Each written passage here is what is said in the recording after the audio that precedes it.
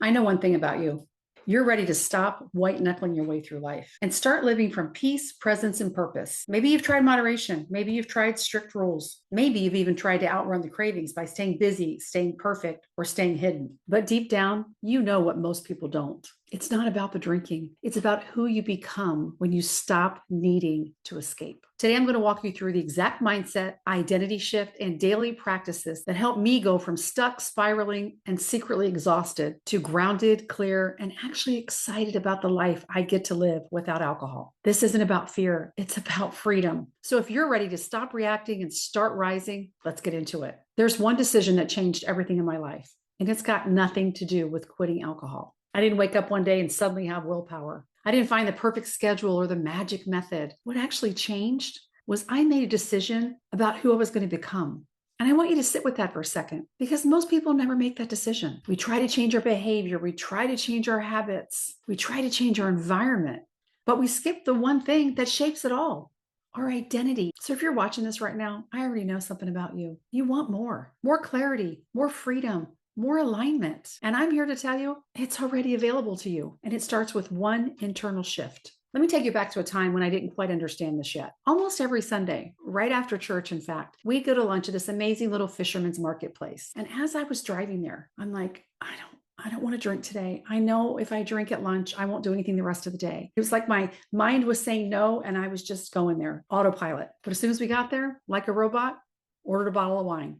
Why? Because it was noon, because it was habit at this restaurant, because that's just what we did. And the rest of the day, completely shot. I get nothing done and I feel like I betrayed myself again. I wanted more. I knew what was possible, but I didn't know how to stop this pattern of self-abandonment. Here's what I know now, and it's a cornerstone of everything I teach. Our behavior always follows our identity, not the other way around. If you see yourself as someone who escapes, avoids, or numbs, your brain will find a way to keep that true. So until I changed my internal identity, no rule, plan, or intention was ever going to stick. And here's where things started to shift. I decided to quit trying to stop drinking, and I became someone who no longer needed to escape her life. Sobriety wasn't the finish line. It was the beginning of personal power. And that shift changed everything. I realized that instead of waking up every day trying to control my behavior, I could wake up each day and focus on becoming someone new, someone I actually respected, someone I knew I could trust. This is what I call identity-based transformation. It's not about saying, oh, I can't drink. It's about saying, that's not who I am anymore. But behavior change can be exhausting if it's not backed by new self-concept. But once you become the person who doesn't have to drink to escape, you don't have to keep resisting it because you're no longer negotiating with your old self. How exhausting is that? Here's the hard truth. Most people don't resist sobriety because they like alcohol. They resist it because they're afraid of what life and themselves might feel like without it. We're afraid of becoming boring. We're afraid we won't be fun anymore. We're afraid people won't relate to us. And we're afraid of losing our connection, not just with others, but with ourselves. And one of the biggest fears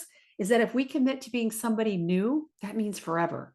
And that kind of forever can feel like a prison if we still associate alcohol with fun, freedom, or identity. But here's the twist. That fear, that resistance, it's a signal. It's not proof that sobriety isn't for you. It's a proof that there's a gap right now between who you are and who you're trying to become. And your nervous system is trying to protect the old version of yourself. So then we don't shift identities because it feels unfamiliar. But here's what I know. Familiar doesn't mean aligned. And just because you've been someone who escaped in the past doesn't mean you can't become someone who creates something beautiful in the present. Let me tell you something that neuroscience has confirmed. Your brain doesn't know the difference between reality and imagination. That's not woo-woo, that's wiring. So if you constantly imagine failing, slipping, feeling miserable without alcohol, your brain creates emotional chemistry to match that vision. And your body starts to live it now before it even happens. But here's the magic. It works in reverse. You can use that same imagination, that same system to build the future you actually want. So close your eyes for a second. Picture this. You wake up feeling clear. You're not ashamed of anything. You move through your day with calm.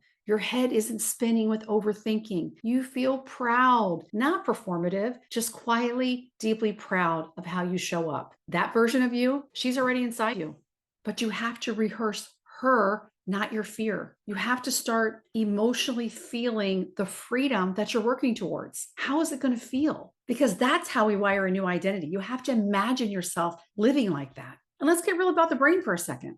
Your thoughts, especially the unconscious ones, create your emotional state. And that emotional state is what drives your cravings. So if you're walking around thinking, I'll probably relapse, this is too hard, what's the point? Your body starts to feel hopeless, anxious, and trapped. And that's exactly where the desire to drink kicks in. Can you see that loop? Not because you're weak, but because your brain is trying to regulate what you're feeling. But if you learn how to shift your thoughts, even slightly, you can change the emotional chemistry. Every day I stay sober is proof I'm changing. I can handle discomfort. I don't need to escape from it. This moment is hard, but I'm not abandoning myself this time.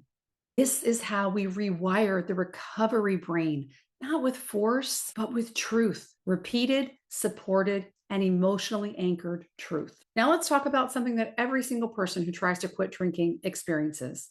Resistance. Resistance isn't always loud. Sometimes it's quiet, sneaky, and familiar. Just one's not going to hurt you. You deserve this. You've been doing great. You deserve a break. It's a special occasion. Or even worse, it shows up as apathy. You just stop caring. You stop trying. You're not in pain, but you're not really alive either. And that's when you're most vulnerable. Here's what I want you to hear. Resistance is not a sign that you're failing. It's a sign that your nervous system is trying to protect the old version of you. That version of you who numbed, escaped, and tried to avoid hard things. She's familiar. She's safe to your subconscious, even if she's slowly destroying your peace. So when resistance shows up, don't fight it. Just name it, breathe into it, speak to it. I see you. I know what you're trying to do, but we're doing something new over here. And let me be clear about something that most people get wrong. You can't quit drinking and expect your life to magically feel full. Because if you don't feel that space that alcohol leaves behind, brain will eventually try to fill it with something. And often it's something just as numbing. That's why I say, don't just quit drinking. Give your sobriety, give your alcohol-free life a purpose. Who are you becoming? What do you want to feel, lead, build, or create? What kind of woman do you want to look in the mirror at and respect?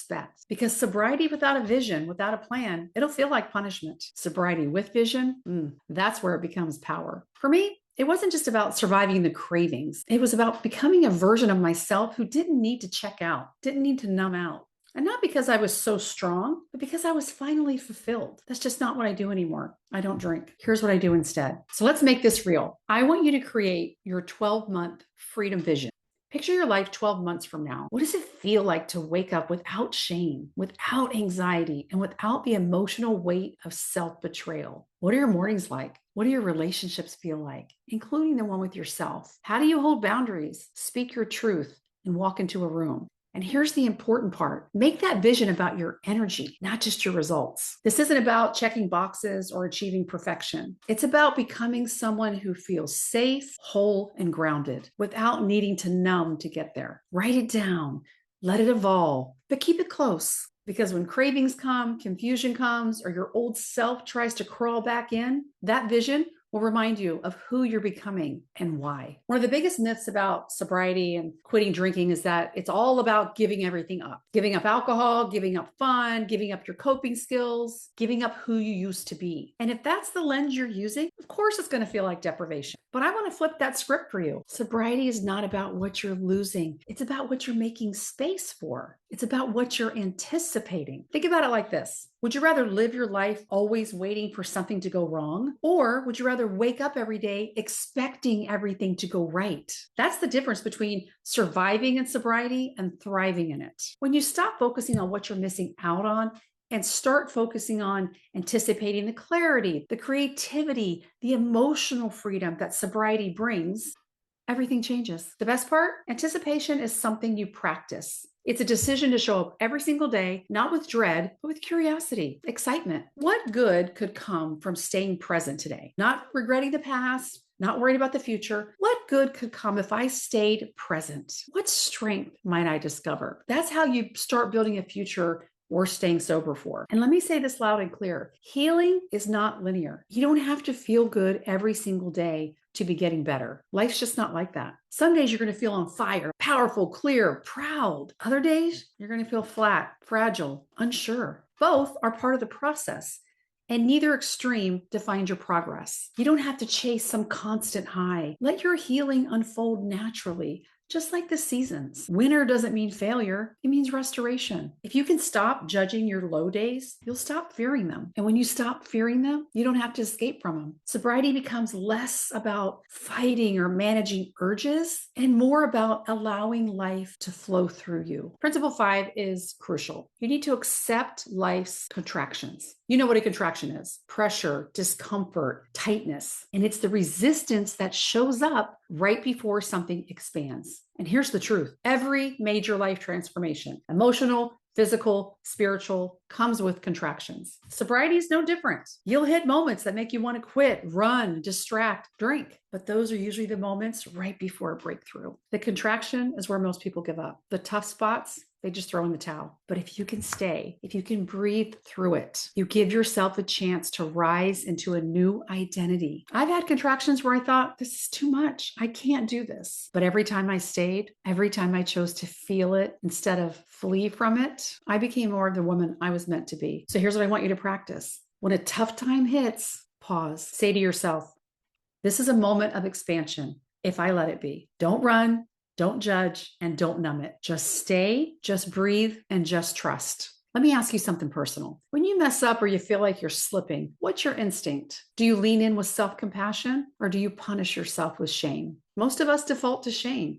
We hear that little voice, you should know better. You always do this. You're never going to get it right. And then we spiral, not because we're broken, but because shame disconnects us from our power. Remember this: you're not a project to be fixed. You're a human being in process. And every time you fall and get back up with kindness, you rewire your nervous system for self-trust. I used to fall apart after a drink, a craving, or a flat day. Now I pause, I forgive, and I choose again. That's what it means to ride the ups and downs with self-compassion. The comeback doesn't happen through control. It happens through care. You've probably heard of this powerful metaphor, but it's so relevant to today's video. Are you a thermostat or are you a thermometer?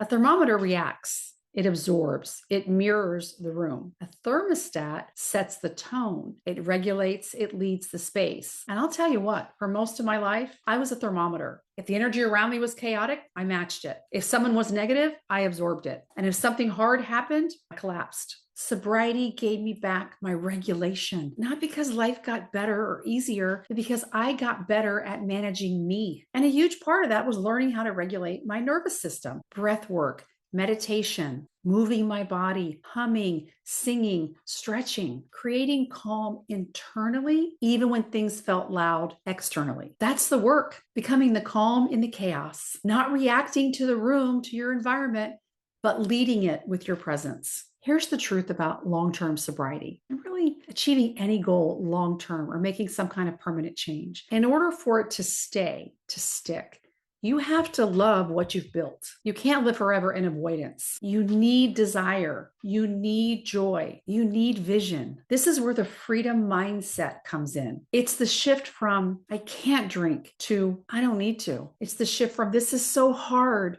to I'm so proud of myself. This is the shift from I'm missing out to I'm finally tuned in. Recovery isn't the end of your life. It's the doorway to your real one. So don't just avoid drinking. Build a life so amazing, you don't want to avoid it. You don't want to escape from it. Laugh, dance, go to the beach, say yes to things you used to avoid or used to say no to. Find beauty, find adventure, find yourself again. Get plugged back into that energy. That's what freedom looks like. And you're already on your way. Before we wrap up, I want to give you something simple but powerful that you can take with you today. I call it your freedom plan. Just 3 pieces, no fluff, no overwhelm, just your next level self simplified. The first piece is a nervous system ritual. This is one small practice that brings you back to center when things feel loud. It could be something like 3 minutes of box breathing, a cold splash of water, a quick walk with no phone, a mantra, like I regulate, I don't react, a nervous system ritual. The second piece is an identity statement. Who are you becoming? Not what are you avoiding, but what are you building? Try this. I'm the kind of woman who shows up for herself even when it's hard. Say it, write it, repeat it until it becomes your default. And the third piece is an anchor, your why. Why are you choosing this life? Not to avoid pain, but to create something real. It might be, I'm doing this for the version of me who thought she wasn't worth saving. Or I'm doing this because I'm finally done abandoning myself. Or I'm finally done playing small. Or I'm ready to realize my full potential. Or I'm ready to take back control and stop letting some substance be in the driver's seat of my life. That's your freedom plan. Keep it in your notes, on your mirror, in your pocket. Let it be the thing that comes back to when everything else feels messy. Just those 3 steps. Because this isn't about being perfect. It's about remembering who you are and choosing her over and over again. And here's what I know for sure. If you make the decision to live free, to become the kind of person who no longer escapes her life, the support, the clarity, the moments of strength you didn't even know you had, they all show up. Your only job is to say yes. So pause right now, make that decision. Not someday, not when it's easier, today. Decide that you're worth showing up for. Decide that this version of you, the one that's calm, powerful, clear, and present, is already inside of you. She's just been waiting for you to stop doubting her. And if this video spoke to you, share it with somebody who's trying to break that cycle. Let's keep rewriting what recovery, living alcohol-free, taking back control of our life looks like and sounds like together. Go ahead and hit that subscribe button, tap the bell so you don't miss the next video, and leave me a comment below. I read everyone, and I'd love to hear what this brought up for you. You're not doing this alone. This is not a DIY project. This is a healing movement, and I'm so honored to be walking this with you. I love you, I believe in you, and I'll see you in the next video.